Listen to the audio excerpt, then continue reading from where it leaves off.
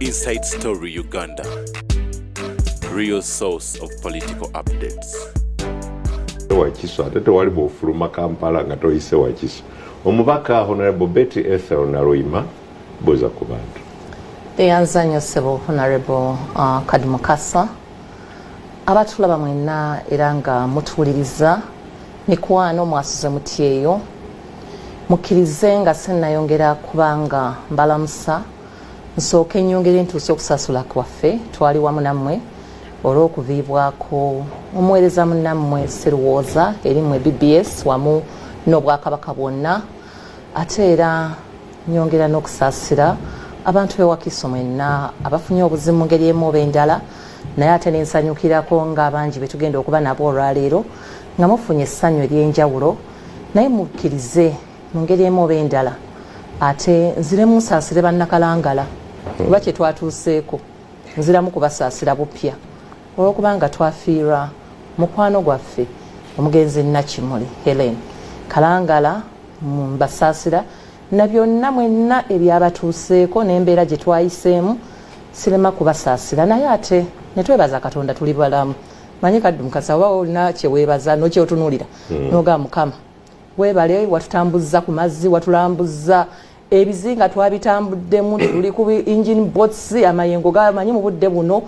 twayongedde okutegeera nti obudde bwe buti amayengo gaba matabufu ate ffe abakulembera Uganda bye twavuddeyo nabyo tokyasobola kuba mu Uganda ng'olina ebizinga byesudde wala nnyo nange nina ebizinga naate bino byesuddemuko okusinga ebyange ebyebussi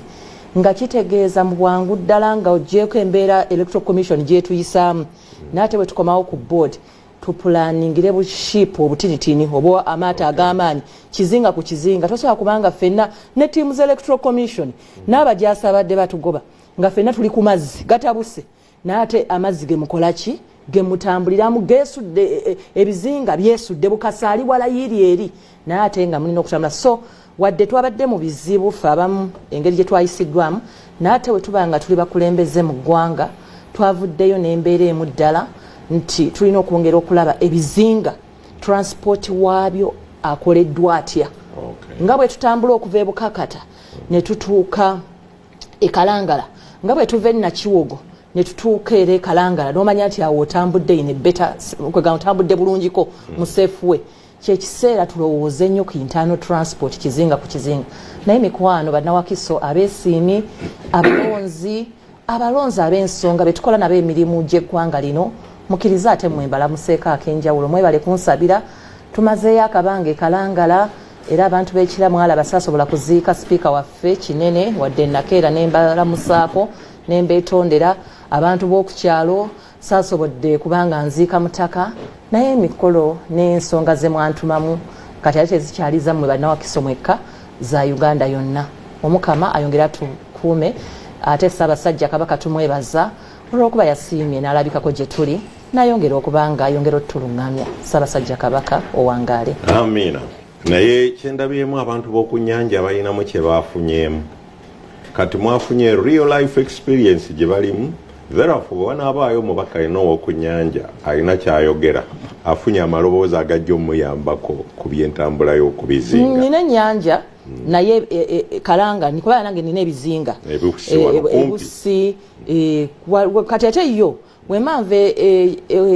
Entebbe wembanva Ntebbe nga ningatse ku mazzi wenve Nakiwogo nga ninye bulijjo ntwalawo essaawa emu naye jjukira olw'olumu oba okoseza ka speedboat ate ogendayo lunaku lumu n'osulayo katini nnyo n'okomawo ate ne olumu mpita Kasanje n'enyangwa mangu okutuuka island naye kakati kino nga bw'okigambye bwe tubanga buno bwe bulamu bwa buli munnakalangala ate gattako era n'abalala abantu b'Ebuvuma kakati interconnection y'ebizinga ebyo ekyo kyo twakifunyeemu ffenna ababadde ng'oggyeko bannaffe abadde batuwuliza ku mobile naye ffe abamu ababadde mu nnyanja wakati buli kaseera buli ennaku zino ezimu kuba ffe abamu tumazeeyoko ebbanga kitegeeza kyekiseera tutuule nga parliament bajeti eddako tuve mu by'okusaaga kuba twakirabye nti Uganda yonna kumpi yabadde ekuŋŋaaniddewa Kalangala kati mwenna nga mukuŋŋaaniddeyo Nakiwogo jjukira emmeeri etambula lumu esimbula eri ssaawa 2 etuuke Nakiwogo Entebbe ssaawa 5 kitundu awo esimbula 8 wekuleka ku 8 olina kulinda nkeera kakati embeera bwetyo nga tetunatandika bya bululu kirizagana nga ffenna eggwanga twali tuggweredde wali kyekiseera tuddemu tulowooze ennyo ku nsonga y'abantu abawangalira mu bizinga nga transport yaabwe mazzi Lake Victoria eyo nkugambye gino emyezi ntabufu emisana olina kutambula kirolokka awo mutambula kale kaliko naye emisana amayengo mangi embeera mbi tetukyasobola kubeera mu Uganda yemu n'abantu ababeera mu mbeera bwe batyo. Nzikiriza nkole comment ku naawe olina ennyanja ate nga essiga lya Kisanje Emajjo mwenva liri Buvuma n'olwekyo migadde yankiikirira mu nsanja ezo. Waliwo ebintu byetutera okunyonyola abamemba ba palamenti eyawamu. Ojjukira nti mu palamenti eyaggwa mwe nali nze omu ku abo abaagenda eggulu palamenti ng'etudde eggulu era nga neesiga nti bwe tunaaba nga tuvudde eggulu twali tuteekwa okudda e Buganda naffe twogere ku nsonga ezitukwatako. Nabali abanoozana bayogera ku nsonga ezaali zibakwatako nga beesize nti palamenti etudde waabwe tulabako n'agaffe ebintu ebigenda mu maaso ne gye twayita. Nali njagadde nnyo okwoleka ababaka era nga mbadde nkinyonyola lunyi nti ababaka abava mu bizinga ffe we twogerera ku feeder roads bo bandibadde beetaaga feeder boats. Okay. Feeder roads zino enguudo zino ezikolebwako amagombolola kati bo balina eggombolola ez'enjawulo naye ate nga bateekwa okuva mu ggombolola emu okugenda mu ggombolola endala ng'ate bakozesa nnyanja. Omubaka alina interconnection y'ebizinga. Kati awo tosobola kwogera ku feeder road ku bantu abali ku nnyanja oyogera ku feeder boat naye nga concept eyo bantu batono abasobola okugitegeera. Kati bano abagenzeeyo ne bakiraba kati ate bwogenda mu byobulamu ate kisa ne kinegula kubanga oyagala omuntu okumujja mu health center 3 eri ku kazinga akamu alemereddwa okuzaala agende mu health center 4 anaasanga theatre bamulongoose. Kati abakyala bwe babeera nga bamaze okufuna etu lyamugema ate kakati baviirawo ddala ne ku kizinga kyawa kyekalangala naliyo naye Buvuma ne basembera kumpi n'ekiyindi wabeera nga asobodde n'azaala wabeera nga tasobodde kuzaalirawo n'agenda Kawolo mu kifo ky'okuva ku kizinga ky'e Buvuma oba Bugaya ate okufuna eryato erinamutuusa e Buvuma ate ava e Buvuma ajja ekiyindi okuva ekiyindi okugenda okutuuka eringa byayononesedde. So nga ate negundi ne speed boats zibateekawo engeri ya ambulance tewaliwo bantu bazisobola. Dr. Kangwe information tuba tukomawo. It's surprising ebyo byonna weziri speed boats weziri kagamba ambulance weziri naye wuliriza kino kakati ziri awo tezisobola kutambula. Ololi omugoba yaŋŋambye kuba nababuuza era nagikubye ekifaananyi nga ni interested ne mugamba kakati mwate mubeera mukola mutya yaŋŋambye honorable nze kakati wembanga nina omukyala nina omujja twali tuva Bunyama kuba twali tutambudde nadde nvunaanyizibwa ku ggombolola emu naŋŋamba honorable kakati nze noonya olaba gino emitwalo gyompadde naye kakati nze noonye buli ku speed boat eyo emitwalo 5 kubanga amafuta genina okuteeka mu bibiri nze nase noonye nga emitwalo 5 nteekemu amafuta ago era awo gyolaba yaŋŋambye emaze emyaka egyo eri awo mu lulimi olw'ennyanja tebogera mu lita bogera mu domola kati weetaaga domola 10 ebidomola 10 ebya petro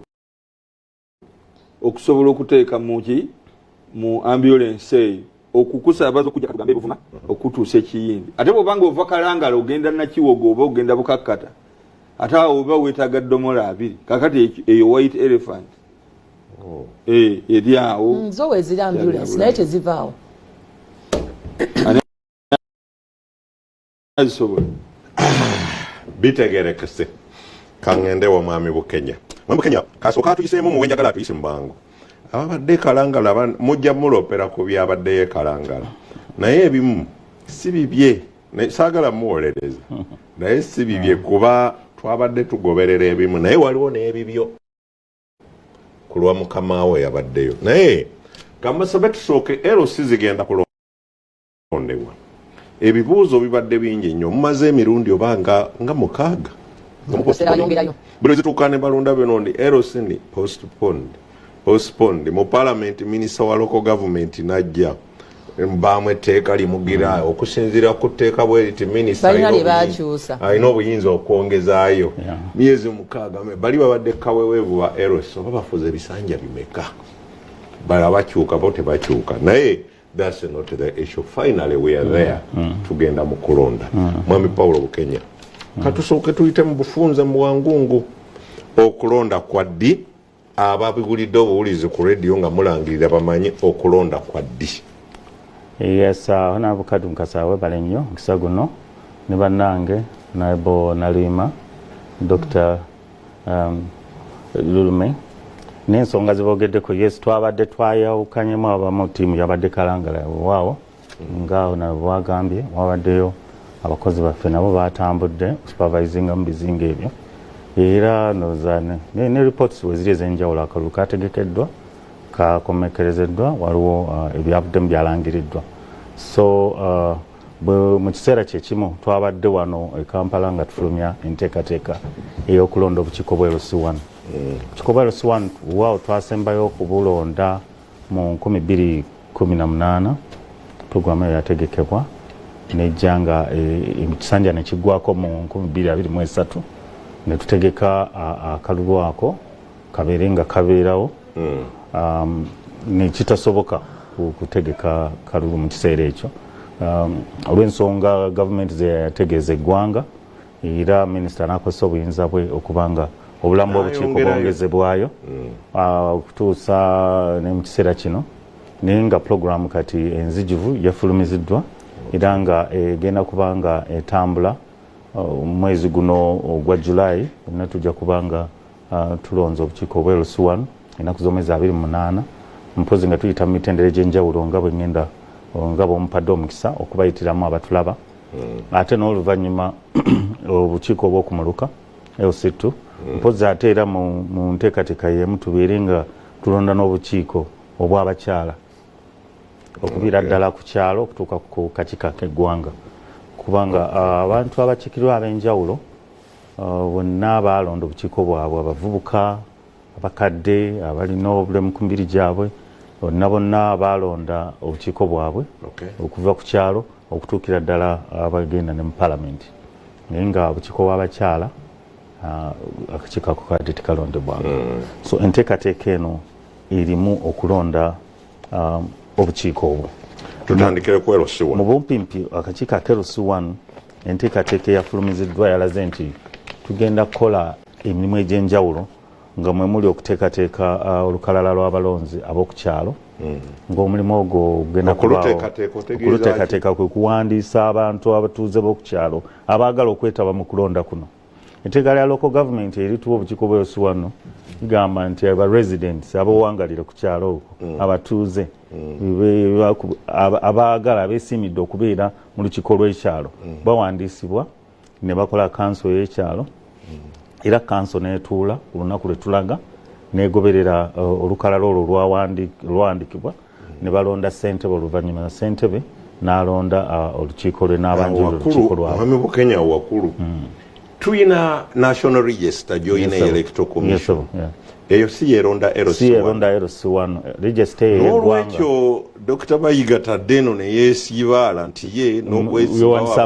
abadde mubaka wa mu kitundu era mulonzi tolina ne voter location slip si yekola mu kakiiko ka LC1 abatulaba abalungi tugenda kuba tuwandiisa abantu ab'oku kyalo mu kyalo kyaffe okuva ennaku z'omwezi 6 okutuuka ennaku z'omwezi 10 guno ogwa July 6 okutuuka ennaku z'omwezi 10 tufune olukalala lwaffe olw'ekyalo abantu abasiimye nga beeyagalidde nga basazeewo ku lwabwe willing tteeka lyaffe lyako gavumenti yogera ku willing tebakakibwa bukakibwa tetukola bukozi lupapula olukalala olwo waliwo abalinga bagamba nti ekintu ekyo tekyetaagisa muno olukalala lw'abalonzi mujje obuzi balonzi abali ku kyalo mbateeke ku lukalala olwo mu lugenerating okuva mu system yammwe. Etteeka lya local government lyakikyusaamu lyaga nti local government LC1 council ey'ekyalo be batuuze bonna abali ku kyalo abasazewo nti ffe twagala okubeera mu lukiiko luno beewandiisa ne babeera ku lukalala. Era twakoze ebitabo ebyaffe eby'electoral commission n'omulimu ogw'okufuna abakozi baffe kugenda mu maaso. Abagenda okuwandiisa bagenda kubeera abakozi baffe, si muntu kujja ku dduuka n'agula exercise book najja n'agamba mbawandiisizza mukozi bano baffe. Tetujja gamba nti oba chairman w'omuluka oba wa NRM yawandiisa. Register eno yaffe era ekyo abamu bagizedde tulina register mu buli ngeri gwe tusuubira ajja kuba mupya nga mukozi w'electoral commission. Abeera mukozi w'electoral commission n'ekitabo kibeera ky'electoral commission era register ebeera y'electoral commission, si ebibiina byabufuzi. Waliwo ebibiina byabufuzi biri organized, waliwo ebibiina nga birina ba members ku byalo nga babawandiisa dda mu register yaabwe. Nga sinnakeerabira kano okugamba nti nno ndi mu register y'ekibiina kyange. Flash in the mind. Singa ekyalo kyange kibeeraawo nga ninako abatuuze naye nga si bookwo, bwe butuuka okulonda kaŋŋambe ndi Mmengo, bwe butuuka okulonda nga bagenda balondera e Masaka, nga balala bagenda balondera e Jjinja, naye ku LC baddembe okulondera. Kuba ba residents kasita oba ng'oli resident ate ng'olina Munnayuganda kubanga era akalu kano resident ye muntu, etteeka lyogera ku muntu ali ordinary resident, ng'omuntu abeeraawo ordinary resident oyinza okuba nga oli mupangisa kyekitundu kyopangisaamu w'osula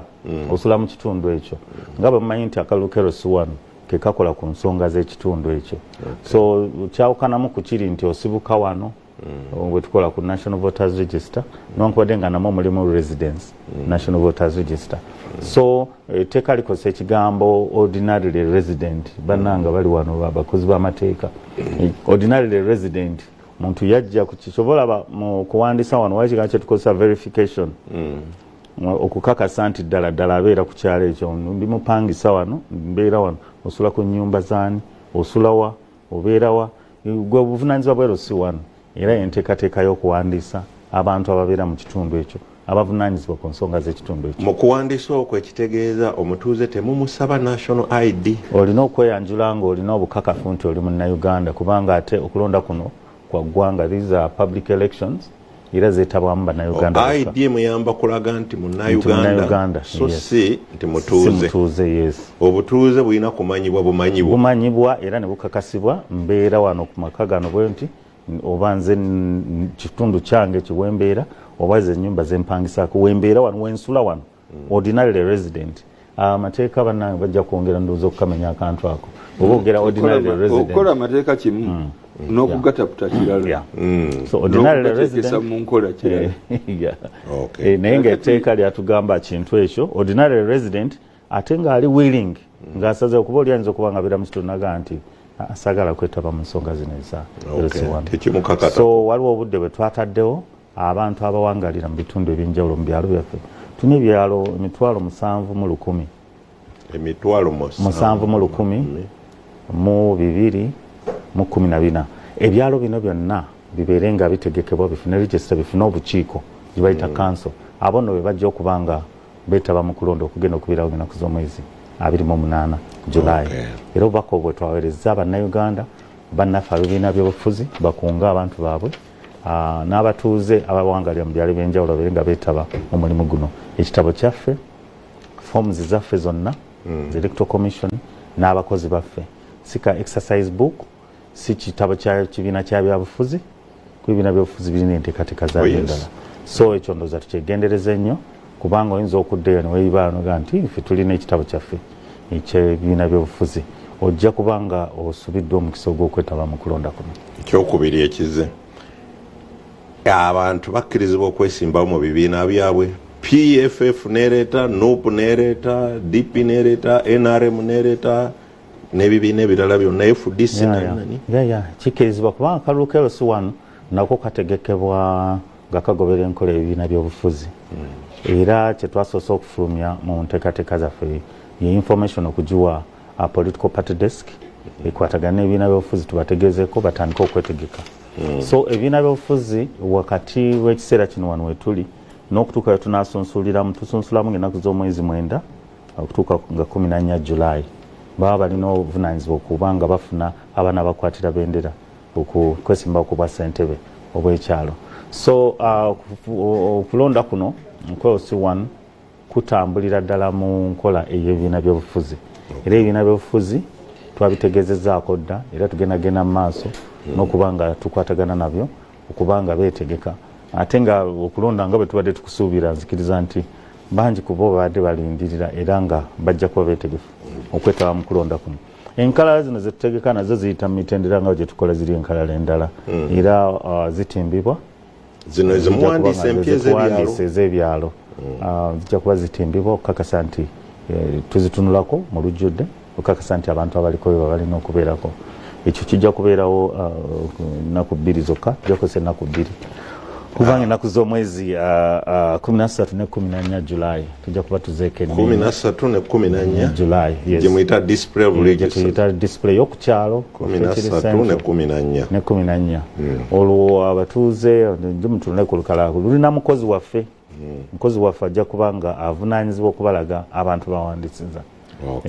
Yesebo ekiddawaawo ani akkirizibwa okwesimbawo? Wewe ekisookera ddala oteekwa okuba nga wewandisizza mu regisita y'ekyalo ekyo kimu, oteekwa okuba nga oli munnauganda. ebyo bibiri, of course okwewandiisa oteekwa kuba nga oli munnauganda. Tugenda kuba nga tugaba nomination forms eri abagala okwesimbawo oba oli wa kibiina ky'abafuzi oli okuba nga olina ekiraga nti gwe bakwatidde bendera bagikuwadde. So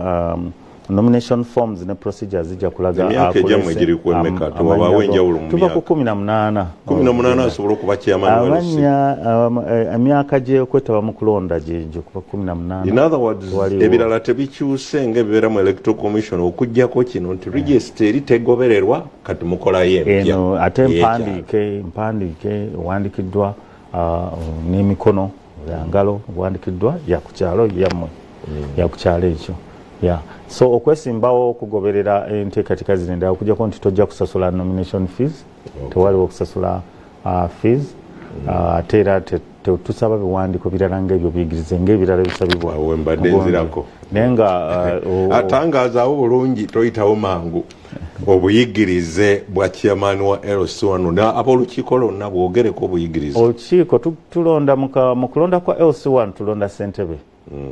kubanga bamanyi abantu abalala olukiiko luliko abantu 11 abakulembeze 11. Kati ogenze kubaani abalondebwa mbadde nja tusooka obuyigirize bwabo bw'abajja ebimusabibwa tewaliwo obukomo ku buyigirize oba buyigirize obw'essalira, tewaliwo minimum requirement nga bwe tugamba. Kaddu Mukasa nsobola okuva eno nga sisobola na kusoma linnya lyange,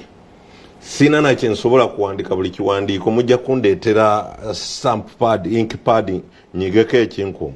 nzikirizibwa okwesimbawo okukulembera ekyalo. Nzikirizibwa okwesimbawo abatuuze b'okukyalo bala nti gwe mukulembeze waabwe obuvunaanyizibwa era omutuufu bakuwa obuvunaanyizibwa obwo, then gwe n'okola obuvunaanyizibwa abo nabo kukakasa nti vice wo oba ne secretary wo basobola okukwasaganya ebiwandiiko ebirala ebikukwatako oba bitambuza ensonga z'ekyalo. So tewali buyigirize bwasalira. No, ati bw'obanga ogenda kukola bukozi bwoti jjukira kanziguse kino ogaye tewali buyigirize bwasalira. Bwekinaatuuka nga chairman ali bwakinkumu, vice bwakinkumu, secretary bwakinkumu, gwe tujja okuba nga gwe tulonze ku kyalo kyaffe teriyo biwandiiko byetaaga wano oba bimuweerezaayo byetaaga. Tewali obuyigirize bwasalira, etteeka teryateekawo minimum requirement. Ffe tugenda okusalawo ng'abatuuze b'okukyalo tulabe ensinga bwetambula, kiki kye twetaaga ku kyalo kyaffe, omukulembeze eki gwe twetaaga, olwo tusalewo omukulembeze gwe tulonda. Naye omuntu singa ajja okwesimbawo nga talina buyigirize bwasalira tetukkirizibwa nga akakiiko ka byakulonda kumukugira kumugamba nti no tojja kubanga temulina salira tetulina, tewaliwo minimum requirement. Kati kiri eriffe okusalawo nti omukulembeze eki gwe twagala kubanga osobola okuviira ddala waggulu ku PhD okutuukira ddala ku muntu atalina kiwandiiko kyabuyigirize kyonna. awe wasiza okunyumira akasembayo ndyoke ngende ku ludda lw'ababaka abalondebwa be baani ebifo biri 11 nga bwe tumanyi ku kakiiko kaffe k'abantu 11 naye mu kulonda kuno tulonda ssentebe ku lunaku olw'okulonda nga 28 yajja okulondebwa oluvannyuma aba atwanjulira abantu abalala bagenda okukulembera nabo ne tubakakasa nga bwe twakola mu kalulu kali entambuza y'okulonda kwa LC1 bwetwe weebeera atwanjulira vice chairperson, general secretary, secretary for information, secretary wa security, nowa finance, nowa production. Then abalala abategedde bulungi olonda ssentebe yekka. Olonda ssentebe yekka bw'amala n'alonda abo b'oyogedde. N'alyoka akubiriza olukiiko n'agamba ngenda kukulembera na bano. N'atwanjulira abakulembeze 6 bali mu bifo bino. Beyeerondedde. Ekya vice amannya galonze nomination n'aba nominating n'abaleeta ne tubakakasa. Mu electoral commission aba mu lukiiko olw'ekyalo olukiiko oli oluli mu register nga bali mu kyalo kino kyalo kyaffe. In other words, abantu beetegeke kulonda chairman. Beetegeke okulonda chairman n'okukakasa abantu baleese era bwe wabaawo gwe tutakkiriziganya naye ng'olukiiko lw'ekyalo tusobola gamba nedda oyo tetumulinamu busiga tuleetere erinnya eddala ekifo ekyo kyetagamu omuntu asinga ku oyo. Mu kusimba ennyiriri basimbira chairman yekka gwe tujja okusimbira ennyiriri tulonde oluvannyuma lw'okulonda chairperson ajja kukubiriza olukiiko atwanjulire abakulembeze bagenda okukulembera nabo abakulembeze 6 kwe kuli amumyuka omuwandiisi w'ekyalo ow'ebyenfuna owa security gwe tuyita defense n'owa production n'embeera y'obutonde environment. Abakulembeze abalala 4 bajja kujja butereevu kuba balondebwa dda. Omuvubuka akulira akakiiko k'abavubuka ku kyalo ajja butereevu ku kakiiko KLC1. Tugenda kulonda obukiiko bw'abakyala ng'ennaku z'omwezi 23 omwezi gwa July. Akulira akakiiko k'abakyala ku kyalo ajja kujja butereevu ku kakiiko KLC1 nga secretary for women. Then akulira akakiiko k'abantu abalina obulemu ku mbiri gyabwe naye ajja butereevu secretary for PWDs. And then akulira abakulu abakadde baffe other persons naye ajja butereevu olwo akakiiko ak'abantu 11 nga kajjudde ate awo tugende ku mutendera ogw'omuluka. Muleke mugende ku muluka wabwe. Twoyanzizanyise kangende kansookere ddala ewa honorable kuba abadde nnyo ebbanga mu local governments bino ozanyira mu kisaawe kye yaliko kuva eri ku ggombolola nasooka kuba secretary wa kyalo kigandaze waffe bweyogerera so kakati bw'oyogera ku local government bindi mu mutwe. Local government is Naluima and Naluima is local government. Ate ne mu parliament abadde minister wa shadow local government minister for some time. Nyabo ku kyogamba nga sinabaako nze kyembuuza ku nsonga z'omukulu. Okusookera ddala kino kankyogere eri electoral commission ate twakigambye abamu ababadde yeekalanga ti electoral commission amaanyi gonna kati nga bw'obyogera mutukoze bubi. Twala nti kati akyogera kino kyentandikirako ate kati tuyingidde level esookera ddala nti ffe abasula ku kyalo twerondamu omuntu ssentebe waffe nga nkumanyi yegwe alina okunsayiningira ebbaluwa kuba kati kano akalu ke tugendamu gemaanyi ga buli munnayuganda naye lwaki electoral commission njiddako amaanyi ffe bannayuganda tugakwasamu era kyekyo lwaki muviira ddala mu constitution. Ne electoral commission ene ya Uganda olwaleero eddidde obwa independence bwayo n'amaanyi gaayo bagagasse n'ekibiina ekivuga Uganda. Lwaki nkibagamba kano akalu ke tugendamu kafaanako ng'akabavubuka. Reports mwazifuna nga tutandika akabavubuka era kegwe bulwo obwaggulawo ne tubagamba ebigenda mu maaso abantu bajja ne kibooko ne bagamba line mugisazeemu kubanga kano akalu ka line eyo mugisazeemu mugiveeko eyo ffe nga bwe tuzze wano mu kitakisi mujje musimbe wano. Electoral commission n'ebikkiriza. Kati electoral commission wakati nga tugenda okulonda omuntu akulembera kyalo mumanyi ekituuseewo we mulese emirimu gyammwe ne bagitaking over. Kati abakulembeze be tulina aba local governments ba mayors bayitibwa bakulembeze bammwe era nja kuwano videos bakulembeze abo 3 ba mayor nga babagoba mu kuziika nga babagamba muddeyo mu electoral commission ababalonda mugende mukulemberera eyo. Ba mayors abo be mwalonda era be mwaba abantu essaawa eno wadde bakulembeze basobola okusayininga ku biwandiiko naye ku kitundu tebabaagala abantu babayita bammwe abakulembeze electoral commission. Mu kino nga tugenda okulonda omuntu asookebwako nga yayita ekyalo nga kirina insecurity ekyalo nga kyetaaga okubaako engeri gye kiteesa kyekulaakulanya. Electoral commission wemba ebirala mubadde mubiresse naye ku luno mutuyambe ebibiina ebirala mukimanyi buli birina obutabo bwabwe kwegamba mutaase Uganda mukomewo bupya ti omwana ono gwe muwadde amaanyi atuule wano aleme kukola kibiina kirala kye bimulagira akole obutuufu bwakyo kigenda kuviira ddala mu mmwe ate nze mwami Bukenya bwe nzijukira lumu abakyala bakwatulira tulina hoteri emu gye sigenda kwogera ku mpewo eno ng'era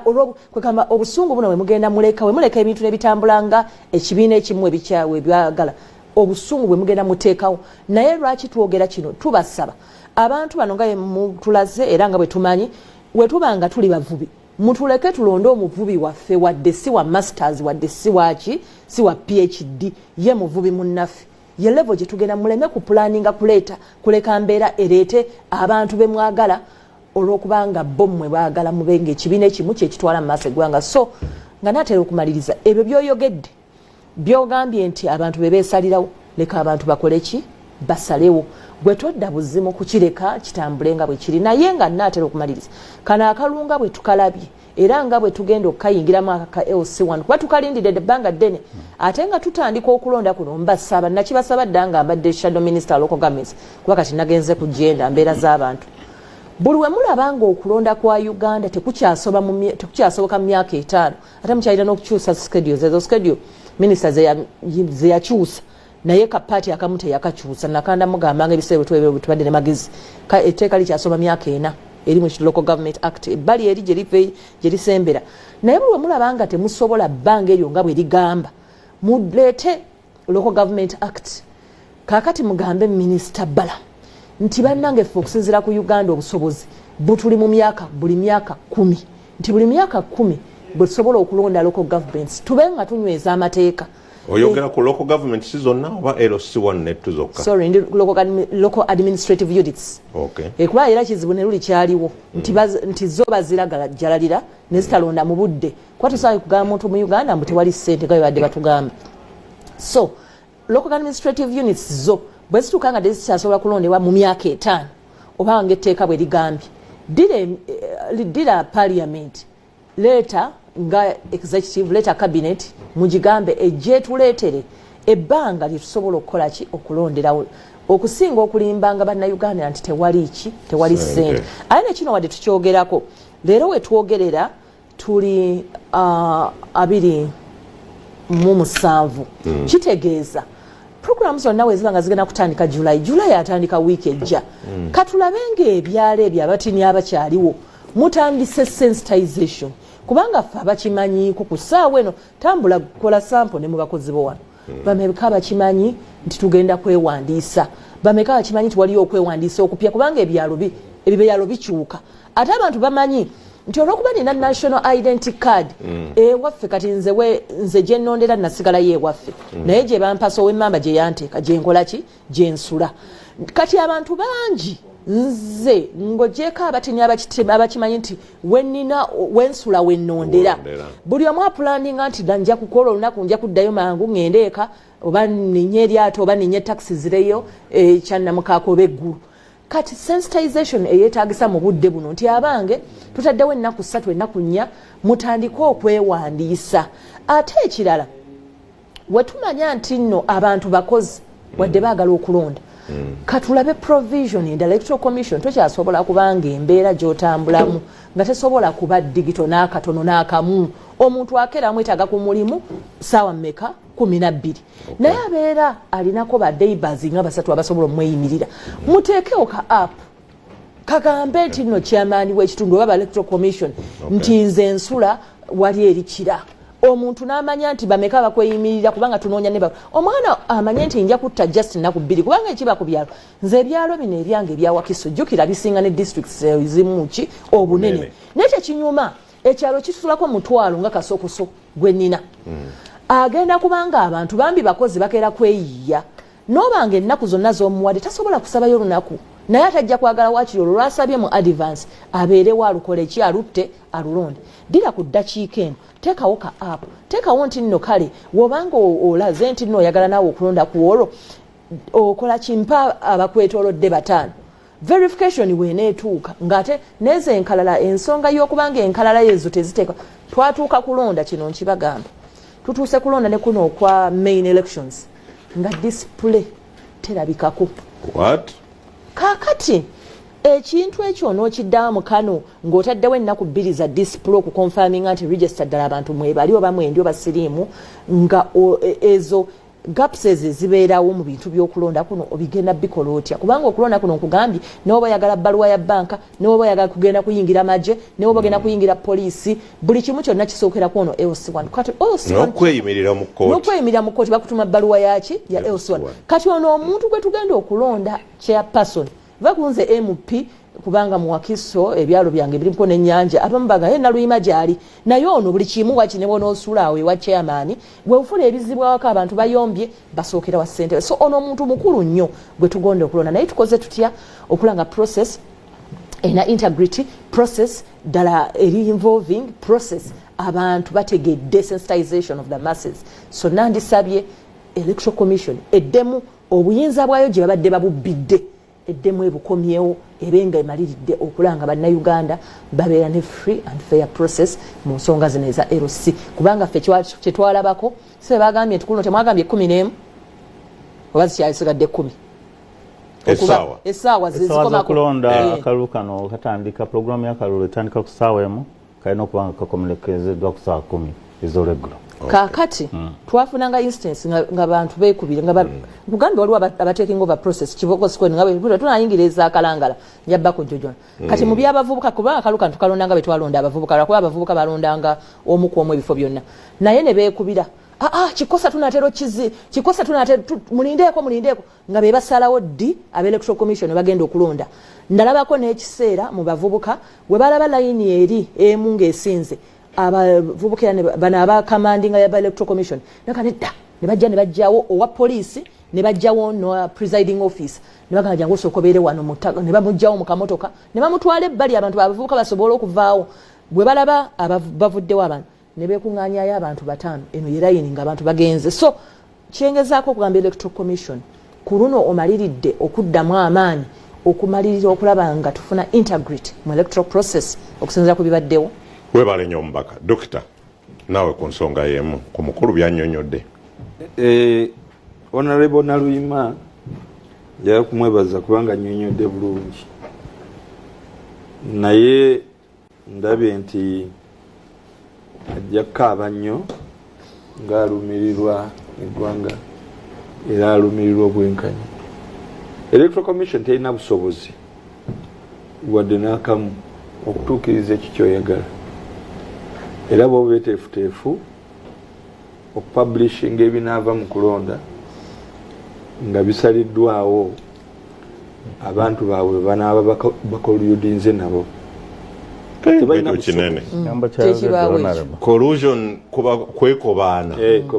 tebalina busobozi kugamba nti bagenda kuteekawo obwetengereze nti beesigibwe nti wajja kubeerawo ebituufu ebivudde mu kulonda nammwe mulabye ebyagenda mu maaso n'obululu bwe balangirira nga balangirira atawangudde ono ye muganda waffe Bukenya era tetuli wano kujolo nga Bukenya ffe tulogera ku kitongole kyayogerera era tali wano nga Bukenya ali wano nga electoral commission tegese abakulu bano ne balondebwa musaasira nnyo okwogerera ekintu ekifu kaakano waliwo definition first of all okusobola okubaako kyokola okusobola okutangira emivuyo ejijjira mu kulonda LC1 ate nga yannyiriri okujjako ng'ogambye nti ku ssaawa 4 oba ku 5 ebyalo byonna webitandikira okulonda ku ssaawa 4 era by ssaawa 5 ebyalo byonna bijja kuba nga bimaze okulonda nova wa awe etya emu nomanya nti buli kyalo ku ssaawa ezo kiri waakyo kigenze kulonda naye kabuno n'ogamba nti okuva ku makya paka ssaawa 10 ojja kufuna ezo costas z'abanono zagamba aidha nga z'abalonzironzi abafere oba nga z'abakubi b'amiggo badisruptor bamala okukikola eri bajja eno ng'era nga basobola okukikola buli ssaawa okumala essaawa ennungi 10 ng'omulimu gwabwe guwedde bagende babasasule. Ekyo kyekibeerawo. Era omuntu ng'awanguddwa mu byekivandulo ng'ebyo tasobola nakwekubira mulanga eri electoral commission mu election petitions zino zetubaddengamu nti tugenzemu oba mu kooti ki basajja bato oba bakazi bato ababa bawanguddwa mu ebyo be baana baliwo. Era okwetaba mu kalulu ako ng'omuntu abadde ayagalira ddala okubeera omukulembeze nkukakasa aidha miggo ku miggo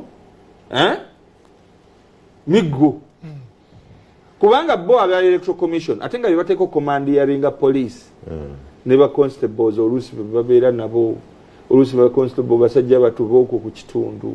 balina ne sayiri gye bawagira ebyo byonna ebikolebero bikolebwa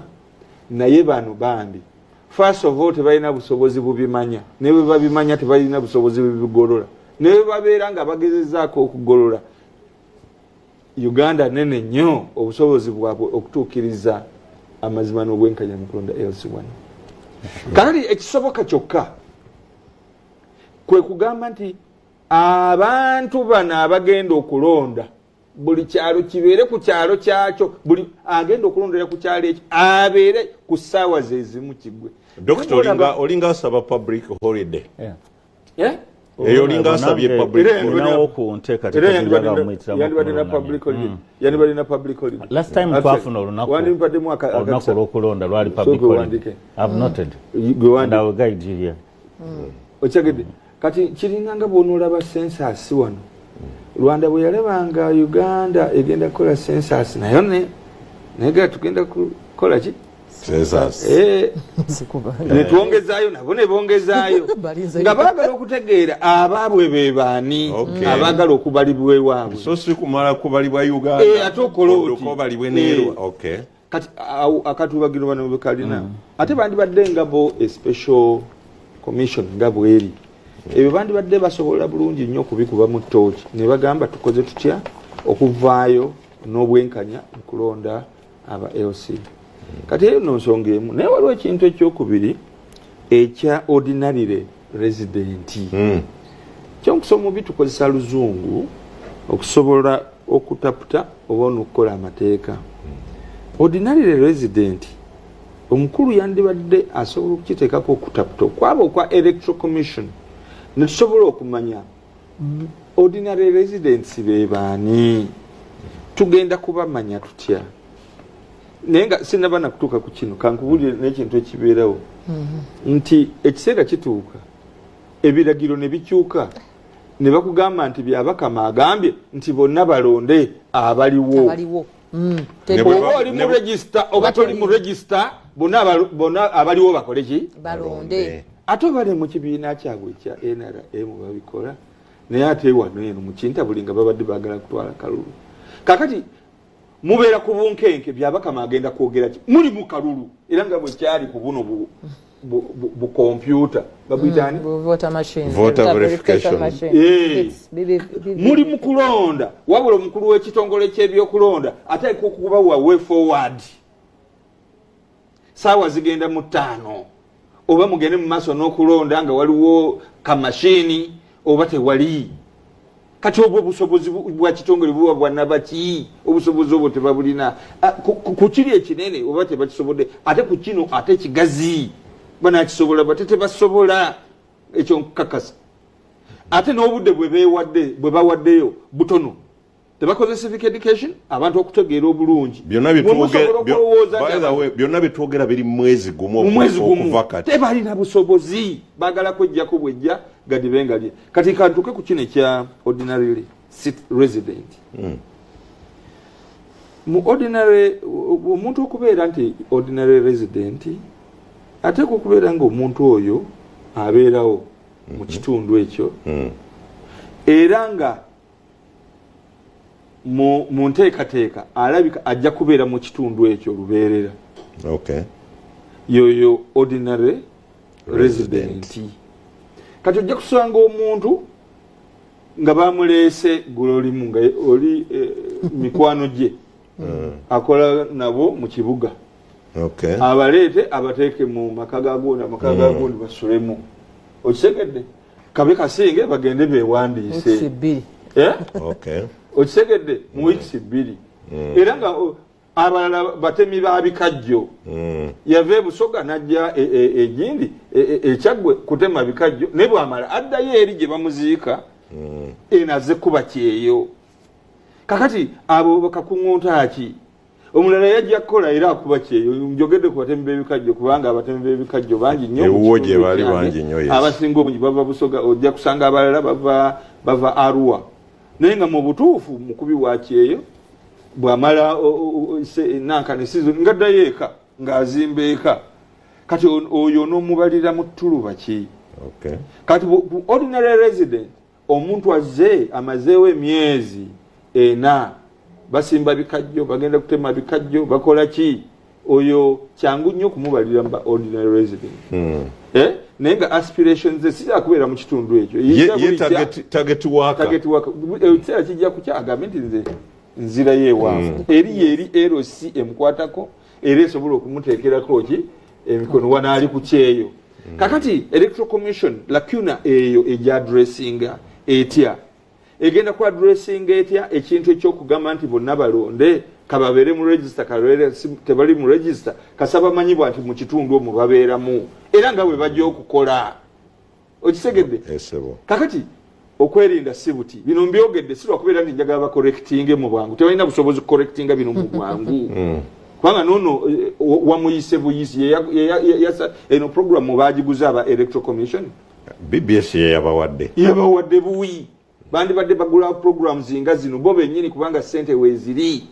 pitirivu ne bagula programu eno ne bannyonnyola ne tunnyonnyoka bulungi tebabikola balirira aba BBS mu bayite bannyonnyoleko ku lw'okuzimba ki ensi so electoral commission must up its game okwansalinga ebintu bino n'okubitegeera obutegeezi n'okubiteeka mu context n'okumanya kiki kye bagenda okukola ate wakamugambye dda ekisooka asobola atya agenda kusobola atya okumanaginga security ku polling station y'ekyalo okusobola okutangira population entambuze era esobola okujja neyeyingiza newamba ekyokubiri agenda kujjawo atya ebiragiro ebisobola okujja wakati mu kulonda naddala okukkiriza abatali mu register abateewandiisizza okujja okulonda ekyokusatu agenda kusobola atya garanti ki gyasobola okuteekawo nti singa omulonzesa waabwe oba omukozi waabwe aba yeegasse mu mivuyo okukkiriza atalondeddwa oba atasinze okumukkiriza okubeera nti yasinze mu biwandiiko byabwe bagenda balina nteekateeka ki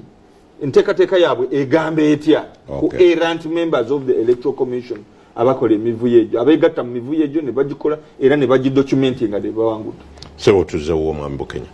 nja kubaza Dr. Lume ensonga zayogeddeko ez'enjawulo tusookera ddala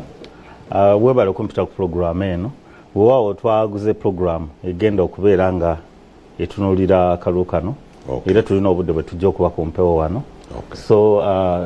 hona nja kukakasa nti ku mikutu gyonna egiri wano tugenda kubaako ne programu yafuluma ku Monday so okusomesa abantu kwatandise mu weekend era nga kugenda kubanga kwongezebwamu amaanyi naye nga olunaku luno olw'okulonda njagala okukikomyawo gye tuli ng'abatuuze okulonda kuno kwaffe kwa ku kyalo kyaffe njagala tusalewo ng'abatuuze oba okubakubiriza tusalewo tukole okusalawo okwo resolve that okulonda kw'oku kyalo kyaffe kubeere ne order kubanga tulonda mukulembeze waffe twafulumize enteekateeka ennunga mu bulungi olunaku olw'okulonda mmanzijukira bulungi mnanzijukizaako kuba ndi ne bamawulire wano Omu 2018 baatu olunaku olw'okuwummula yali public holiday. Olunaku olwo lujja kutambula bwe lutyo era singa tulugoloberera bwe lutyo tusobola okufuna okulonda okulungi ku kyalo kyaffe. Okuva ku ssaawa emu okutuuka ku ssaawa olunaku olw'enjogereko lwa 28 Julayi.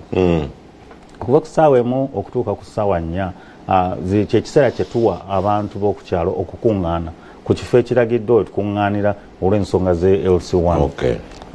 Olukiiko olwo ye council be babewandiisa abali kuva ku ssaawa emu kutuuka ssaawa 4 kukuŋŋaana n'okwetegereza bino byonna enkalala. Oluvannyuma lw'okukuŋŋaana wabeerewo kye tuyita verification. Verification kwe kukakasa olukalala olwo abantu abaliko. Ekyo ndowooza kiddamu konsaani ya mukulu wange wano agambye nti nno abantu bajja bayinza okujja ne bava mu nguudo abatambula bonna bajje bayingire mu layini. Tulina obuvunaanyizibwa ng'abantu b'okukyalo okukakasa abantu abali ku lukalala lwaffe. Tukiyita verification. Era akulira ebyokulonda ku lunaku olwo n'omumyuka we polling assistant ne constable kuba waliwo ekibuuzo kibadde kigamba nti tunaakola tuta ebyokwerinda ku polling station yaffe. Kuba buli kyalo polling stations emitwalo 7,100 mu 214 ebyo bye byalo bye tulina era buli kyalo polling station. Obwetaavu bw'ebyokwerinda bugenda kubeera bunene nnyo. Kuba zino zisingako kuza parliament bwe twali tulonda polling stations mu kulonda okwa president gyali emitwalo 5. Tulina kati ebyalo emitwalo 7,100 mu 214. Omuntu oyo alondesa ajja kuba tuyitiramu mu lukalala kye tuyita verification. Kino singa tukakasa nti kibeerawo tujja kuba tuggyemu abantu abatalina kubeera kwetaba mu kulonda obuvunaanyizibwa waffe nga kanso. Kubanga eno kanso bw'eba etuula erina kubamu bammembers bokka. Bammembers be babeewandiisizza wakati wa 6 Julayi ne 10 Julayi nga bwe twalaze. Then mu londesa alina obuvunaanyizibwa okutusomesa engeri gye tugenda okusimbamu ennyiriri ne gye tugenda okubalamu. Ekyo kitwala eddakiika 3 oluvannyuma tusimbe ennyiriri kuba candidates abeesimbyewo. Jjukira nti abeesimbyewo bajja kusunsulwamu. Twalaze programu ekiseera ekyokusunsulwamu era bajja kubanga batuyiseemu nga bakola campaigns zaabwe. Okusunsulamu kuliwo ennaku z'omwezi 15 okutuuka nga 19 Julayi. Tujja kuba tumanya abeesimbyewo. So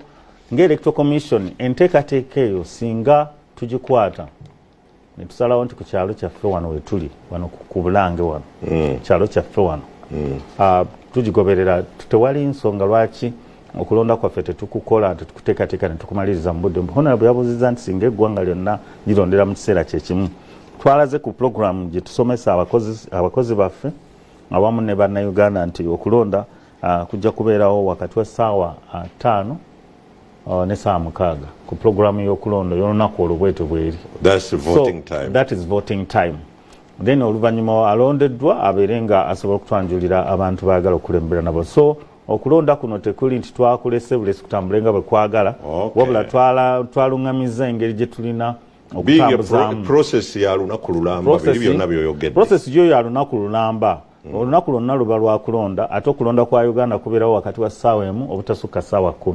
Kyekyo kye nayogedde wali mu ntandikwa. Naye nga waliwo programu egobererwa ndowooza businga ekintu kino tukikola tusobola okukakasa noze tusalewo obusazi bugaye nti ffe ekyalo kyaffe tekigenda kubaako kavuyo era tukuume eddembe ku kyalo kyaffe. Naye nga bw'omanyi enteekateeka eno bw'ekolebwa ekyalo ekimu kiyinza okuŋŋaana mu budde obwo ekyalo ekirala ne kitwala ebbanga ate n'ebyalo ebimu birina abantu bangi nnyo basinga ku bantu abalala tukimanyi kati nga Honorable akimanyi ne Muwakiso muno. So enteekateeka eyo naye etunuulibwa tunaakola tutya ebyalo ebirina abatuuze abangi ennyo. Waliwo ebyalo ebirina abatuuze bangi ennyo ewaffe mu Nakabugo parish y'ewanjende mu Muwakiso tulina ebyalo nga tulina abantu bangi nnyo tugenda kukola tutya. So ekyo nakyo kitunuulibwa okukakasa nti tugenda bulungi. Ono za tukolere wamu bwe tuba tukoledde wamu obusobozi tubulina okulonda kwe tutegese kwe kutuleetedde abakulembeze be tulina Honorable member wa parliament waliwo bakansala abalala bangi nnyo. Okulonda kuno kwe tutegese kwe kuzze kutuwa abakulembeze bano ebikusoomooza ebirimu byonna abalala nga bavaamu yes bakyuka abakulembeze bazze bakyuka. Honorable wayita mu muteekateeka eno tuze okulonda kuzze kubeerawo kulimu ebikusoomooza kulimu ebintu bingi nnyo bye tulabye naye nga obusobozi akakiiko k'ebyokulonda ng'amateeka bwe gaakatuwa tubadde ng'ensonga eyo tugitambuza bwe tutyo. Simanyi oba waliwo ensonga endala gyendeseewo. Ndowooza kyoyinza okwongera okukatirizaako Dokita kyagambye kino yakikubuuza ku waliwo zikosta ezijja nga bwogayo okulonda kugenda mu maaso layini egenda mu maaso kosta nejja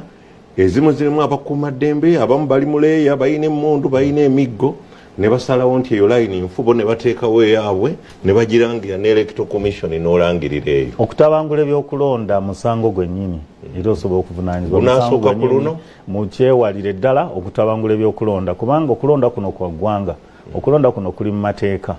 okulonda kuno singa okola omuvyo gwonna ogukutabangula muganda wange mukulu wange waali wano RDC era akulira aba RDC abakwasaganya ensonga ezo ndowooza ajja kwongera ku byokwerinda abakulembeze oba ababyokwerinda bavunaanyizibwa okukakasa nti okulonda kutegekebwa era kubeerawo mu mbeera ey'emirembe n'olwekyo abantu abayinza okuba nga baagala okutabangula okulonda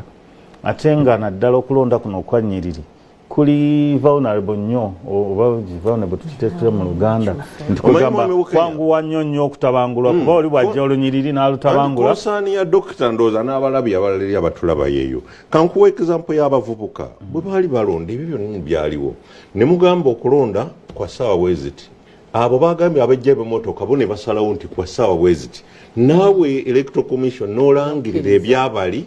ebibyo n'otobirangira n'olangirira byabali bye basazeewo sisobola kuverifyinga information oba kugikakasa kubanga kyengambye nti nno waliwo abantu abayinza okuba nga baagala okutabangula ebyokulonda kyobola ngambye nti okutabangula ebyokulonda guba musango era kintu tulina okivumirira nti totabangula kulonda kuno sorry n'omanya nti nno omusango gubaddewo mu by'abavubuka era ne guba musango ne gujja mu kalulu k'abangi omusango n'oguleko ogwo ne gubeerawo nga bakuloopera nga gwe tolina kyokola era omusango gwatuuse mu kalulu ka by election n'okiraba era ekalangala kakati mmwe electoral commission mukkiriza nti buli kulonda kubeeremu abamenyi b'amateeka naye nga temulina kye mukolawo nga ddala musango gumanyiddwa naye nga tewali kikolebwa dalina bweteefuteefu ki okutawulula ensonga ababaka kye bagamba mujja kwetamya abantu okulonda wabawo ensonga kati election petitions eza LC1 muzihandolingirabo amateeka galaga okulonda ku LC1 engeri gye kusobola okuchallengingibwa singa wabawo okunnyonnyola kubanga twetaaga okukimanya bwe mutunuulira okulonda okwaggwa luli tukimanyi nti waliwo abantu abatali bamativu ne byava mu kulonda era bagenda mu mbuga z'amateeka kutandikira ku level ya magistrate ne LC1 yennyini waliwo ensonga za LC1 ezaggwera zimu ne zituuka ne mu high court simanyi wona ekyoba okimanyi wano waffe wana ekikaaya eryesumbu ewaffe wonalibondoza kimanyi so omusango ogwa LC1 annyonnyole nti omuntu bw'anaabeera nga agoberedde okulondebwakwe najja nabbibwa mu ngeri eyo gye tumwolese era olabye nti talina bulungi solution wabula akubiriza abantu kubeera na buvunaanyizibwa kooti ki egenda okutawulula LC1 emivuyo ejja in other words nga bwe tumanyi nti aka parliament baloopamu high court kali akala petition this is a public election this is a public election do we go to magistrate n'otambuza omusango gwo n'oguloopa mu mbuga ng'oyita mitendera gy'amateeka era ne mu kalulu k'LC1 ke twalina mu 2018 manyi bulungi lwokuba sirina gundi detail wano naye ebyalo bituliraanye walikyalo kimanyi omusango gwayo gwatambulira ddala ekikaaya wano mugundi wano bulenga wano n'esumbe so omusango public election this is a public election using public funds tukozesa sente zaamu wa musolo akalulu kano kali mu mateeka era bwe kabanga waliwo ekikyamu ekikoleddwa kisobola okuwaabibwa naawe ali eyo oyinza okulowooza nti akalulu k'LC1 osobola okukazanyiramu tewali kye bagenda kunkola kalulu k'LC1 osobola okuvunaanyizibwa amateeka agenda mu kooti ki tetwagala muntu aloopa amala ebiseera bamugambe waloopa mu kooti nkyamu etteeka liraga bulungi gundi petitions engeri gye zitambulamu ku level so okutandika mu magistrates court nowabutandikiramu ndowooza ensonga eyo tugireke njagala tuyiteke ekalangala abaffe gundi omukozi wa electoral commission agenda okulonsa ku LC1 bw'aba nga yeetabye mu mivuyo gino abonerezebwa atya mubonereza muti naye okuwaaba omusango nga bw'owaabye omusango bwe gukwatibwa obukyamu buvuddewa mukozi waffe oba waliwo abantu abalala baleese omuvuyo ndowooza ensonga nga bwe bewuliriziddwa omulamuzi bw'asalawo bw'ati you remember mateeka ga electoral commission gennyini one wali musango enkayana bagite musango enkayana eno line evudemu. First of all, the polling agent ayina obuvunanyizibwa obwe asobola n'okutawulwa enkayana awo eriwo the way sookera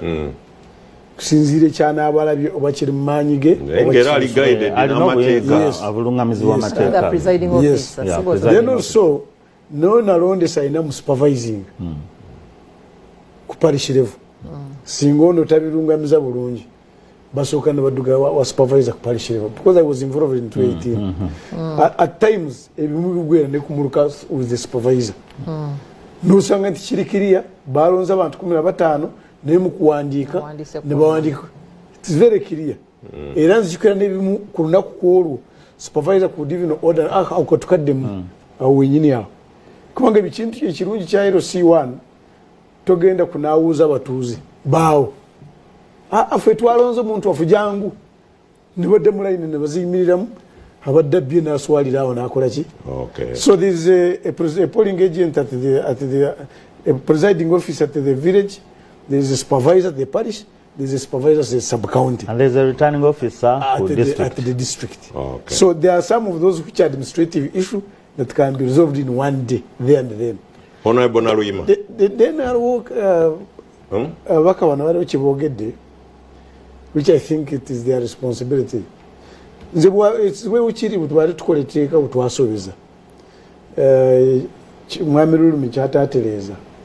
In Ghana, but elections of village of parties stopped at the sub-county. Kubyaro abantu nibasigala nga balonda abantu nga tubasinzidde ku bina byofuzi. Twakola mwenso bikutwala okujja obukulembeze bw'ebibiina n'obutuukira ddala ku kyalo. Now assuming nti ebibiina 40 byonna byewandisa mu Uganda ku kyalo ne bireeta bakandidate 40 ku kyalo. That village on that day nga buli kibiina kireese waakyo. Si byagunda sobola kibiina kyange. The stampede that can happen. Ekyokubiri ensobi gitwakolamu eyawukana ne RC ajukeza RC. RCs buli muntu buli office bagironda ku lwayo kati bumuvuganya bamwine ne Bukenya nti bamwine tumwagala ku defense gundi Bukenya yasobola wa chairman nosanga nti buli muntu alondedwa ayina obuyinza obuvunanyizibwa ku balonzi kati lakuna gitwakola wano okuronda chairman n'ogamba nti aleeta akakiiko ke it's a big lakuna kubanga mufuna ekisiraani ng'ayiseemu ye mutamiivu of course babadde nnyo nabo oba ye mubbi oba ye mubbi. For instance, I'm picking intelligence kana kulonda kujja abantu abasinga abali ba broker w'amataka abasinga obungi kati they have stood, they are competing mu kulondebwa bagala stamp bagala stamp ya abere chairman.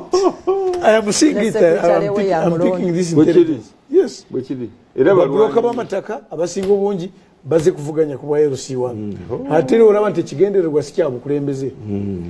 kati awo ndaba twakola mu ensobi obutakkiriza offices nezisigala nga zirondebwa obutereevu nga bukyali mu kusooka mu RC era bw'oba olaba n'obubbi n'obumenyi bw'amateeka bwabeeranga ku byalo mu RC ne LC byanjawulo. Ba RC baali balina maanyi kubanga bwa office bwamulonanga wa defense aba wa defense abalonzi bakozi baleese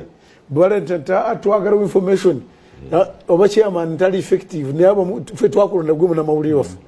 So I think that's an area we need to reflect. I think that's a good observation. Yes. Ko bayinza n'okulonda ne balonda omusajja nga wa PFF. Yes. Chairman bona bali kakiiko n'aleeta ba PFF. Ate ng'ukiraba ekyalo ne kifuka ekya PFF. So really okukyalo twakolamu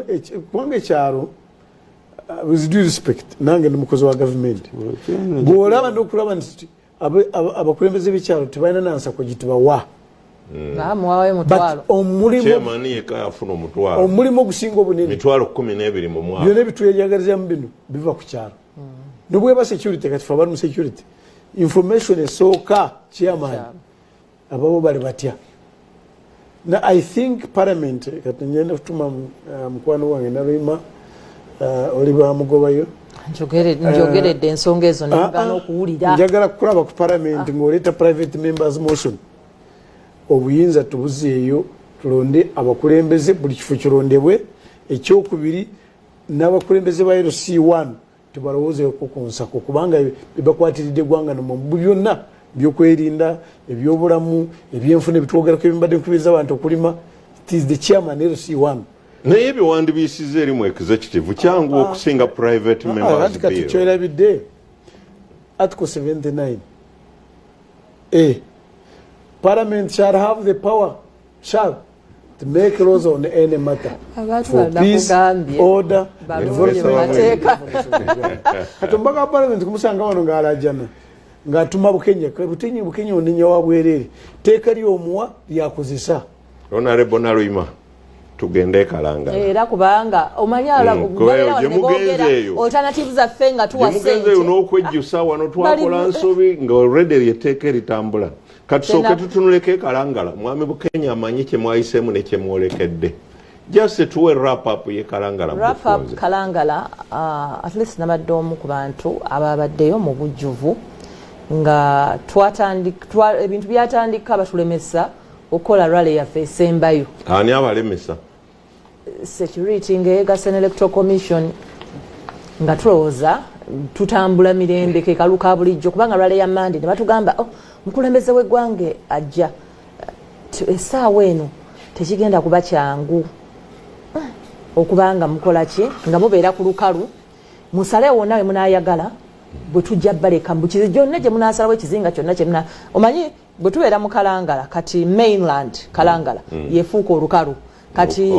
ebifo ebirala byebifuuka ebizinga kati so natukanidde agenda kuba town council mukole eki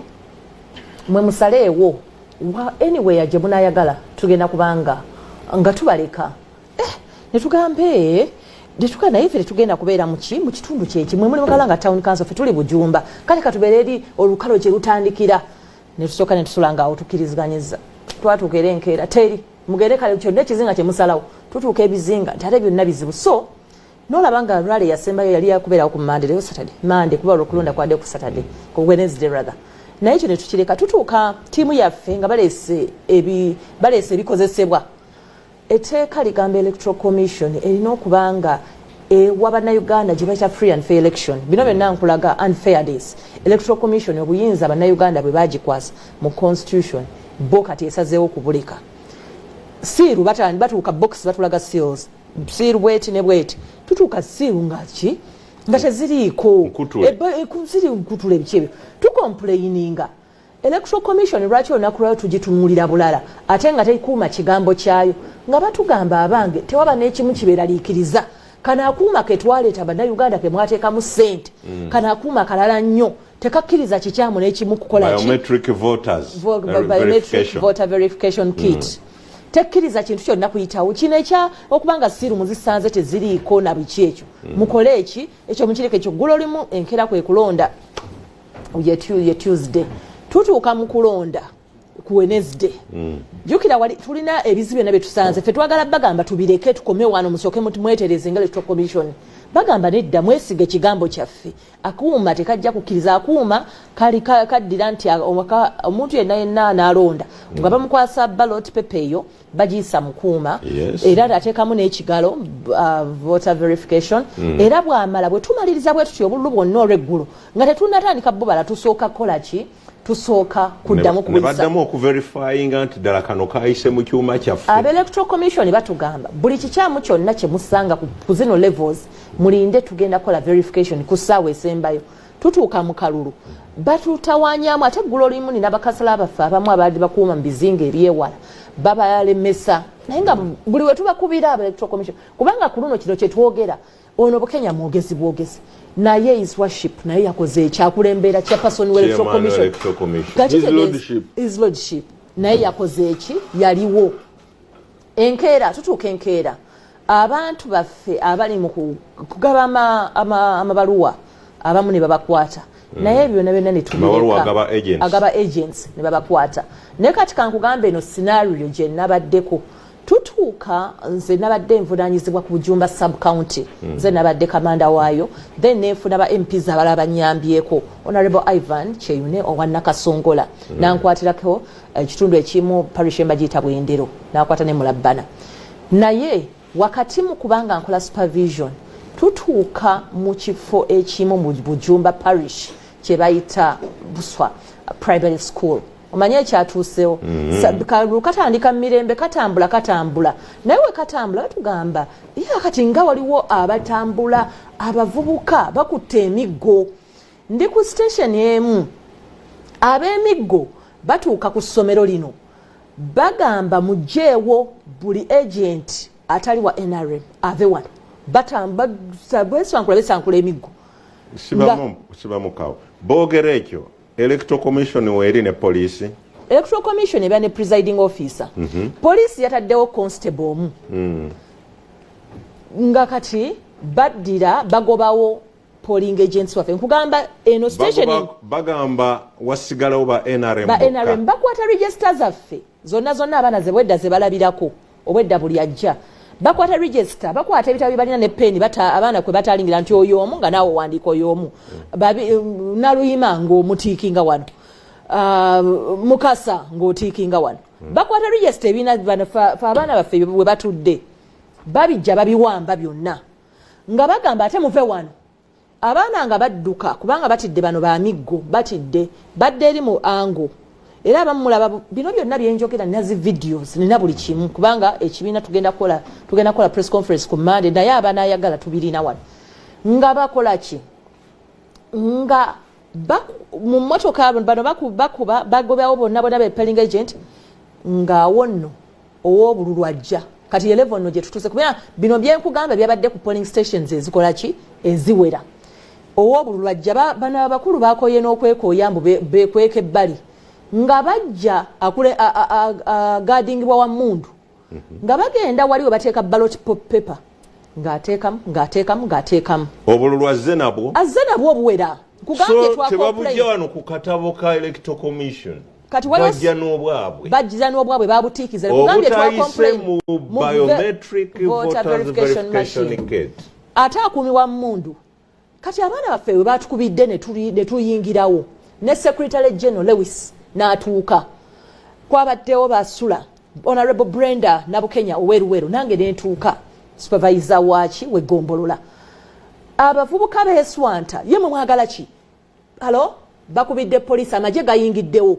amaje we gayingiddewo gegasse n'abavubuka bano bakubye bakola effujjo kuffe ababalopera erigenda mu maaso ne balagira bebazze nabo ku motoka abamu nabo amaje gazze n'abamu abakola effujjo ne bakati abavudde ku pick up y'amaje ne bagamba nedda mugende mufune pinya mufune ku misumali emotoka zino ngabe muzira ezaffe fa bakubidde Electoral Commission oluvanyuma kati bino bino babikoze effujjo tutulajanira Electoral Commission ti presiding officer wamwe bamutekinze over tulajanira police muje muyambi kumbe banate be bakolaganya amangu neki ne security officers arawe bazize basose ne bakwata abaana baffe abamu ababadde wakavubuka kabadde mu kanzu ne bakateekayo naye kyayambe wetwa video nga kabakoze eki bakatadde naye kyengezako kuleetera process egenze mu maaso omuntu atadde mu kyere obwana bw'essomero kuba twali tukolera ku ssomero wabadde mu bibiina ebo nga butunula ne balagira bonna bugenda eri emmanju budde buddamu okulaba ebigenda mu maaso ne babujjawo naye nkulaga nti tutuuse mu mbeera ewalala emmotoka yazze n'eparkinga naye tugirina wano ne parking munda wabeerawo akasa we balaga nti we balondera bateekawo eyo eya white jemikuwa ejiranga toyingira emmotoka yayingidde munda ne bakolera ekimu ekirala ku mundu ne bateekamu naye nga emmotoka eyingidde ebisse number plate eggulo limu mwami byabakama yatukakasa mbwe namba emmotoka zonna ezitalina number plate emmotoka zonna nga tezikyasobola kusomebwa tezirabikako bali abakulu bo basigadde bakyalina tulina ebifo ebirala nga presiding officer yakoze endagaano n'aba NRM nti owange nze gundi ne gundi tweyamye tulina okulanga presiding officer o Electoral Commission electoral commission abantu besindika wansi abasembayo babeera presiding officer bebabeera ku polling kyengamba ng'oyo ye yakoze endagaano n'ekibiina ekimu ekivuganya ate n'ekirala ekyatuweddeko ffenna tulina tags electoral commission naye aba national resistance movement bo bali mu kutambula wamu n'aba electoral commission naye ekyo ekitula ezimotoka ezimu bazigobye eza numberless twagenzenga okubanga emmotoka ze twekubirako omulanga ng'ogenda okutuuka ate abenaremu batudde muli kakati ekyo ng'okiresse ebyo na byonna biri bwabbali naye yogera ku nsonga nga electoral commission kubanga bino byetwogera mu commissioner tasho byagize nze kati instance wezagenze maaso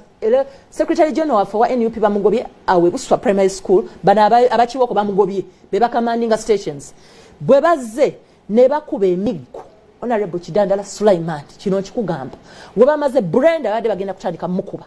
nze ne bandekawo naye nga bandese ku instruction bweno Wakiso gezo okuba essimu endala yonna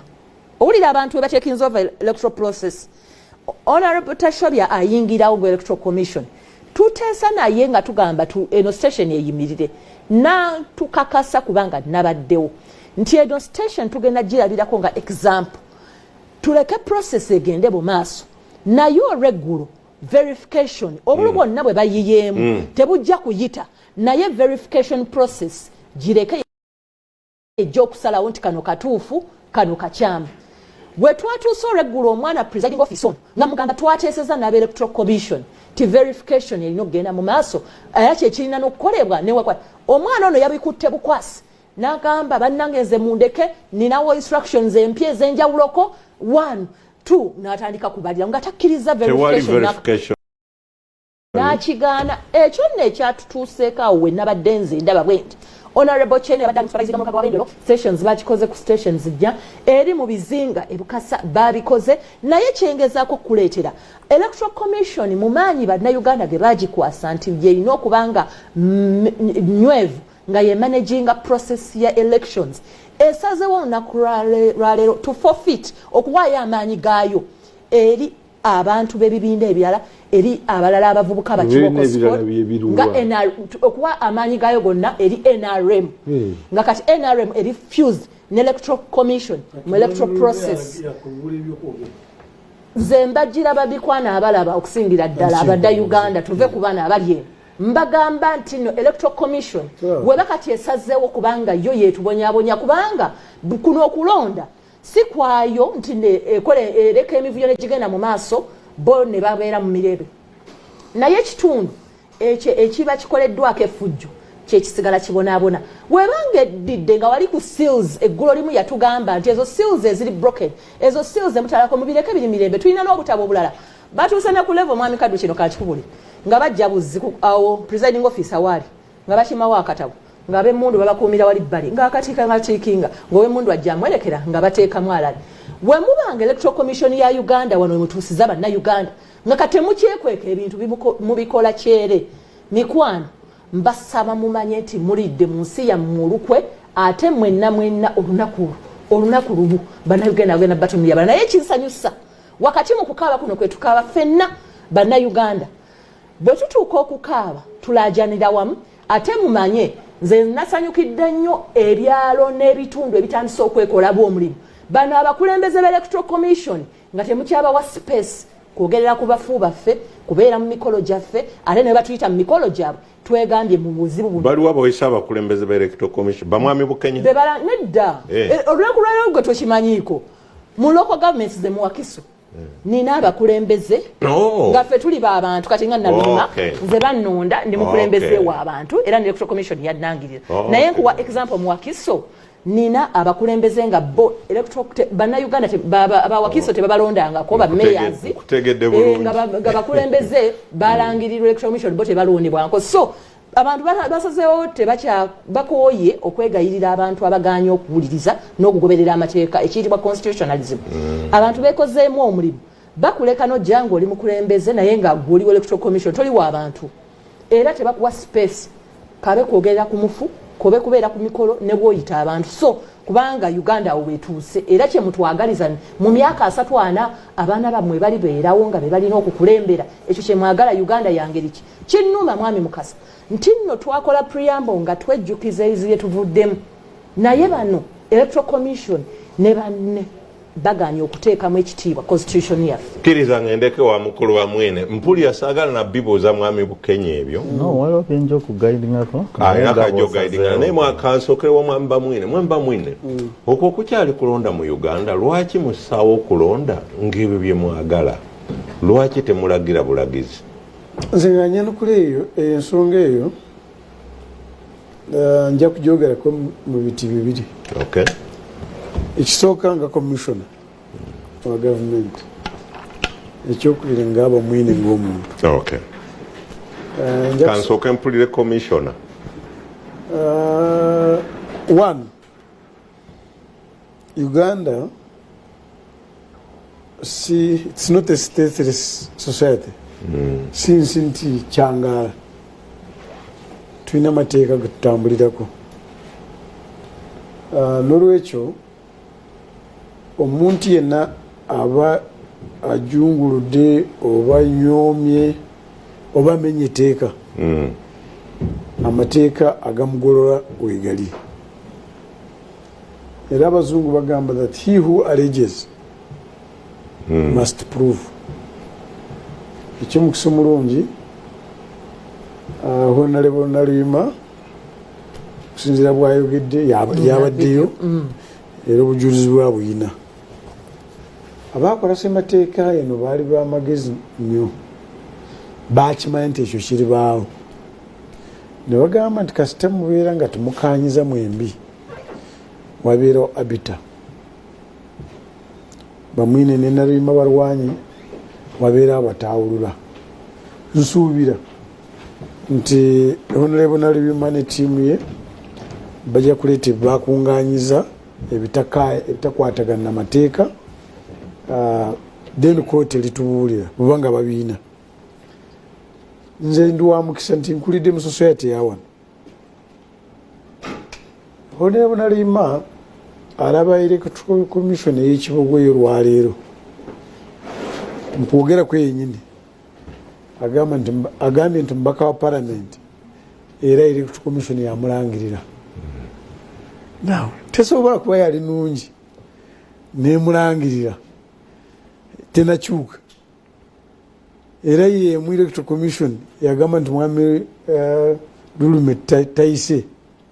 kati ate olwaleero Electoral Commission yemunoga nti lwakibogwe tekisoboka kuba it is the same organization era ye yalangirira n'omugenzi Nakimuli so it cannot be nti yemu abantu tebakyuse n'amateeka gegamu yakulangirira n'oyitamu kubanga baddali insinuating nti Electoral Commission ne NRM bebamu but you were an opposition and you went through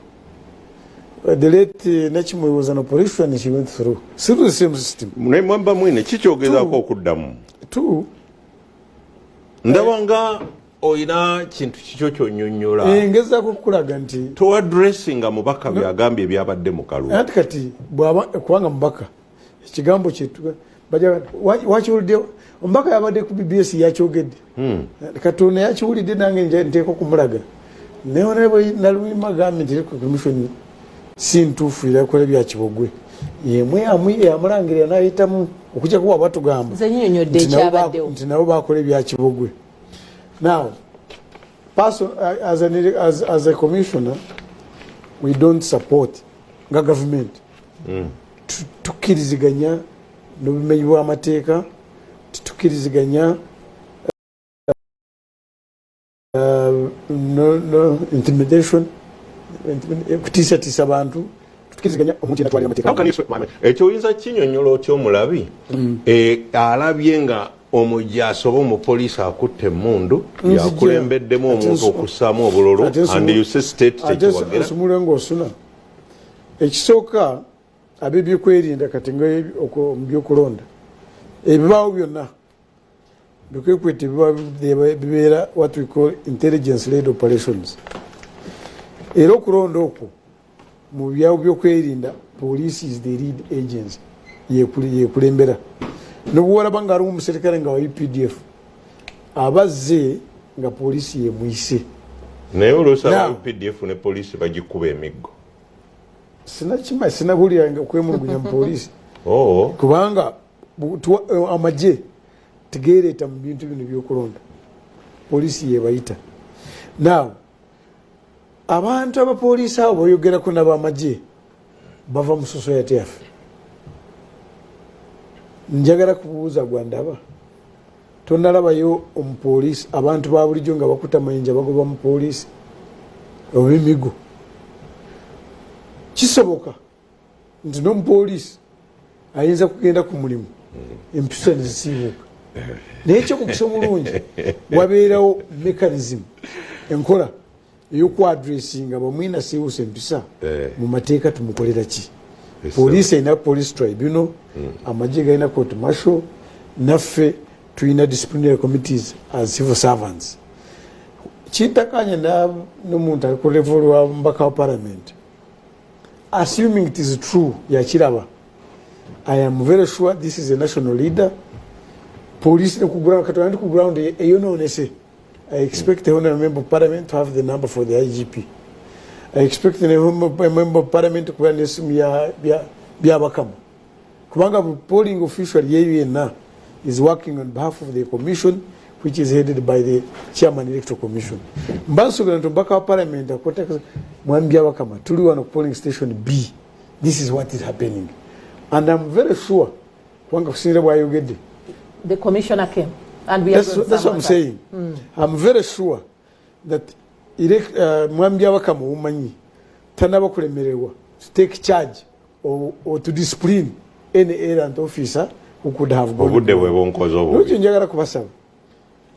Twogera ku Uganda yaffe ya wana Uganda. If a wrong has been committed, tuleke kuchitira kuliso. And this person who has committed it, atekwa kanga. Let him all be accountable. Yes, atekwa kanga vurwa. Because bitongole byenze binkoleddemu twabeerangawo kebere presidency, kebere security, oba electoral commission tukanyiza tugende tukole ebikolero. But individual people can be overzealous, can even either knowingly or unknowingly make a mistake. Norwecho bamwine bwabakoze ensobi ebere yabamwine abatatumiddwa nti agende akole ensobi ekikeezi. Naye nti bamwine bayina gye yavudde bwe tuwulyanga bamwine gye yavudde bamuyozaayoza ku kye yakoze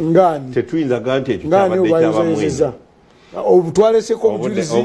twawandike mwami Bukenya alina byayagala okudda yakoze ensobi mwami Bukenya tumukozeko ripooti nti yakoze ensobi ne bamuyozayoza where is it mwami Bukenya abadde alina byayagala okuddamukko nga dokita olinako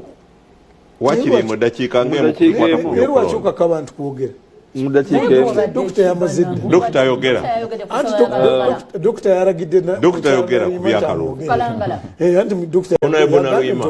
oyo bw'otomuvaako dokita omukaka lwaki omukaka kwogera nsoose kusirika amale okwemera awo tojja kwogera dokita Kimba nekugamba anti agambye nsooke maleyo komishona bamwine ejja kufulumya bwe bato beeyisa ne mu kalulu bwe bato beeyisa era atatira n'ebikolobero ebigenda maaso mpuliriza n'obwegendereza Honorable Naluyima era mbasaasirako ebyo mayiteemu oli asobola okugamba nti gwe wayitamu electoral commission yakulangirira naye neyeerabira nti biva muntu oyo era electoral commission ye yalangirira neyampangula era nesigenda na mu kooti abantu bangi nnyo abatagenze mu kooti kubanga tebasuubira yo na bwenkanya ekyomukusa omubi era ekiriwo Kaddu Mukasa kwe kubeera nti buli kitongole kyawambibwa akati wandiddukidde mu judiciary eri mu buwambe electoral commission eri mu buwambe guno si gwe mulundi ogusoose Naluyima byayogera okubeerawo nze naliko mu kalulu akasooka ddala kenalinda byemu ebikolobero ebyo era omuvubuka abamu kwabo be twatraininganga naye yasala eddiiro n'agenda mu gavumenti yajja nankubakama nangamba nti lulume kankalulu kaveemu omukulu akaagala kali kesembabule kwe kusooka okulaba omuntu gwe bakuba empi nga naye yesimbye wate yali mukulu Kabatsi eyo bayitayo lugusuulu Joy Kabasi nze naliwo ne bamukuba empi yaliko ne minister nga obuvuka bumukuba empi webuli amasasi ne gavuga polling station ne bagiwamba ne bakola polling station neddawo ne aba electoral commission aba presiding officer ebyo ne bigenda mu maaso as if nothing happened. Ebyo byaliwo mu kiseera ekyo wakati wa Kabatsi ne Bangirana owulidde. So nakugambye nti electoral commission weri in name nti era osobola okusawo ekifaananyi nti kyekitongole munnange ekifuga ebyokulonda naye obusobozi bwabwe ogamba nti balina obwetengereze tekiriiwo kakati tebawambibwa bokka kyokka wabula beewaayo okukolerera ekibiina ekiri mu buyinza n'okutuukiriza bye baagala. Kkiriza mwami Bukenya kitalo nnyo omugenzi electoral commission kitalo nnyo omugenzi electoral commission akakiko k'ebyokulonda bwekali kaliwo mu mateeka muleke mwami Bukenya wanaye atuwunzike mukulu wange ajja kukyusa mu lulimi olwo ayogedde ekiganzi jakiddamu naye nga akakiko k'ebyokulonda weekali kaliwo mu mateeka kusomoza mu byokulonda bibeeramu mu Kalangala twateekawo emmeeza gye tuyita complaints desk era okwemulugunya okwatutuukako twalina obwangu obw'okuddamu okukola ku nsonga ezo okakasa nti okulonda kutambula ne kukomekerezebwa n'ebivuddemu n'ebirangirirwa. So waliwo complaints desk yakolebwa naye nga honorable nga bwagambye ayinza okuba nga alina ebirala batali bamativu nabyo era nabo amateeka gaateekawo engeri ki okwemulugunya okwo gye kuyinza okukolebwamu oba n'okukyalenga ebivudde mu kulonda. Naye nga kati nga ku seals zino mpozi nyinza okukozesa era sekendi emu kituufu zo wabawo n'okusomooza mu ntambuza y'ebyokulonda kyovula boxes tugenze tuzikyusa okuzijja ne mu kyuma eri kiti etambuza ebyokulonda okugiza ku plastic seal weba ekutuse mu transportation kuzo na muzipakira ne muzitwalira wamu muzikyusa ne mubeera era kyali mu lwatu polling boxes zaali ziwera ddala 17 zakakasibwa mu lwatu awo nti no tewaliwo kikwatiddwako munda tuyita ku nnyanja tuyita ku kidyeri ziri mu truck mu trailers motoka ennene so kyangu nnyo seals ezo okubeera nga zitawa kyobula tubeera ne spares okuzikolako naye nga byakolebwako okuzaamu confidence mu bantu b'e Kalangala okulonda okwo kwakomekerezebwa bw'oba nga waliwo ensonga ezitali nga bwe kiriira bw'oba nga waliwo kyotamatidde nakyo ate nga wona balina ebintu byawogeddeko ebiringa ebigenda waliwo akakulu ennyo n'omuntu kaalinze okuba nga asobola okubyanjula n'aga nti tetuli bamativu nakyavudde mu naye waliwo n'omulonzi kaalinze akalulu okusuulibwamu bwe mugenda okubala ne katayita mu BVV machine anti kyekiza ensonga ezo of course sisobola bwe twamaliriza nga netugenda ewabakulu kati abasembayo netubaga bwedda mulaba ekiri mu field mukkirize kati obululu bwonna we buleetebwa bwonna busooke budde mu verification machine badanga returning officer atugamba it's now late ng'obwedda tuteesa ku kimu verification mwami Bukenya akamalirize bansabye okwezindaalo balange neyanziza omukisa guno okujja okwogera ku